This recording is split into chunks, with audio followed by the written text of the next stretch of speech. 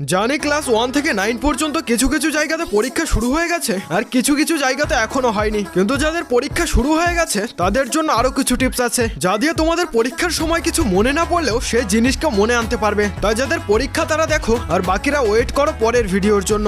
Number 1, পরীক্ষার হলে বসে অনেক সময় অনেক জানা প্রশ্নের উত্তর মনে পড়ে না, তাই তেমন সিচুয়েশনে সেগুলিকে বাদ দিয়ে অন্যগুলি লিখতে শুরু করো। অনেক সময় এমন এমন জিনিস যখন দরকার তখন মনে পড়ে না, কিন্তু পরে মনে পড়ে যায়। তাই প্রথমে যেগুলি পারছো সেগুলি লিখতে লাগো আর যেগুলি পারছো না সেগুলি পরে মনে করে লিখবে। নাম্বার 2, একটা না পারলে সেটা নিয়ে অনেকক্ষণ ধরে বসে থাকো না, কারণ তুমি বসে থাকলেও তোমার সময় বসে থাকবে না আর একটার জন্য বাকিগুলিকেও হারাবে, মানে একুল ওকুল দুকুলি হারাবে। তাই যেটি পারছো সেটা লিখতে লাগো আর যেটা পারছো না সেটা বাদ দিয়ে রাখো, পরে চেষ্টা করবে। নাম্বার 3, ধরো এমন একটা প্রশ্ন শেষ পর্যন্ত পারছোই না, তখন একটা সাইকোলজি প্রয়োগ করতে পারো। যে প্রশ্নটার উত্তর পারছো না সেটা স্যারকে ডেকে একটু বুঝিয়ে দিতে বলো। এবার স্যারের যখন তোমার প্রশ্নটা বোঝানো হয়ে যাবে তখন তুমি